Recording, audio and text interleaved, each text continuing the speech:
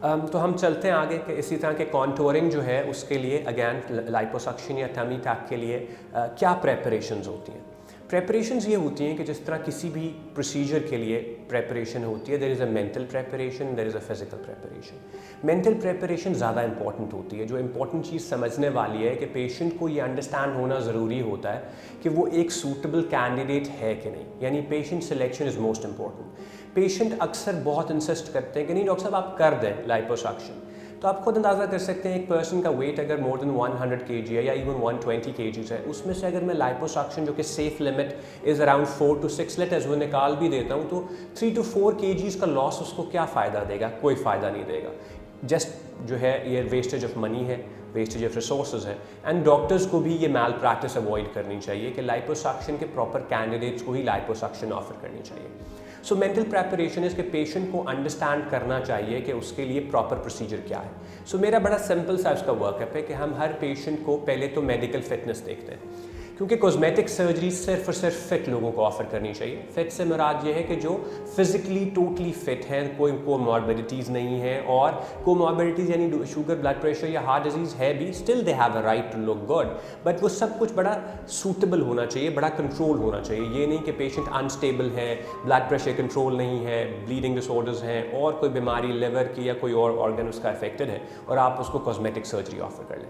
सो सबसे पहले वर्कअप होता है कि पेशेंट की फिटनेस देखी जाती है, हार्ट की फिटनेस, किडनीज की फिटनेस, लिवर की फिटनेस, और ओवरऑल भी उनकी एनेस्थीसिया के लिए फिटनेस भी देखी जाती है। फिर मैं सबसे पहले जो बात रिपीट करूंगा कि पेशेंट फिटनेस देखता हूं सिलेक्शन।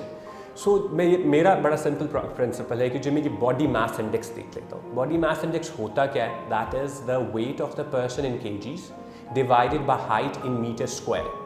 ये होता है बॉडी मास इंडेक्स। तो आप पर्सन की हाइट और उसका वेट मेजर करके उसको बॉडी मास इंडेक्स कर देते हैं। नॉर्मल बॉडी मास इंडेक्स जो है वो अराउंड 20 होता है।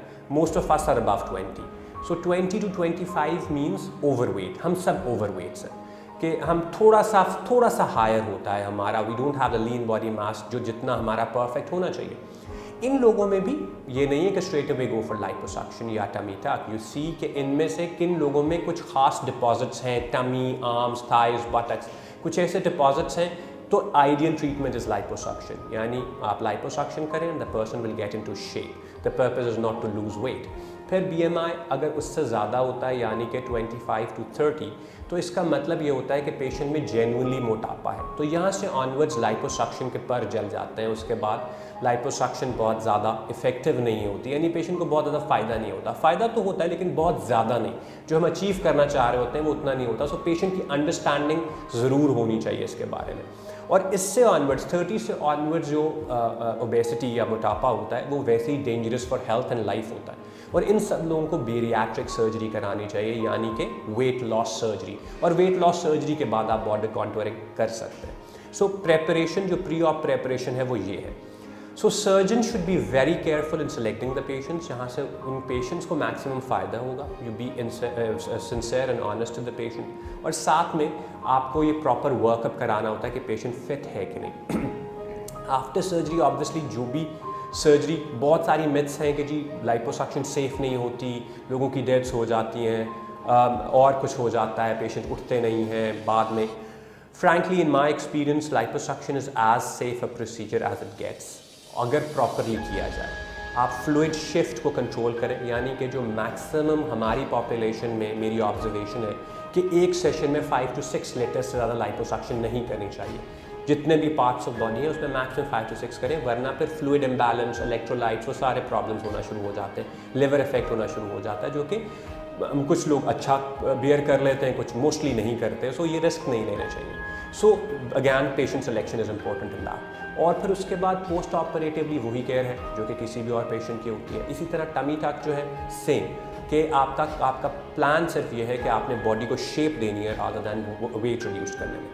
कुछ लोगों में हम बहुत ज़्यादा पैनिकलेस, जो पेट का निचला हिस्सा बहुत बढ़ जाता है, तो सिर्फ वो पैनिकलेस भी निकाल देते हैं, उससे पेशेंट को हेल्प और मोटिवेशन मिल जाती है, वॉक कर लेता है, वेट रिड्यूस कर लेता है। सो आप वो 20-25 kg का जो चंक निकालते हैं उससे भी एडवांटेज हो जाता है, लेकिन वो एक्चुअल टमी टक नहीं है, ना वो एब्डोमिनोप्लास्टी है। दैट इज़ कॉल्ड पेनिकलेक्टमी, यानी आके चंक निकाल देते हैं, हेल्प करते हैं पेशेंट को एक्सरसाइज प्लान के लिए। वर्कअप सेम है, fitness, surgery post op care से मुराद ये होता है कि पेशेंट अच्छा फ्लूइड हाइड्रेटेड रहे।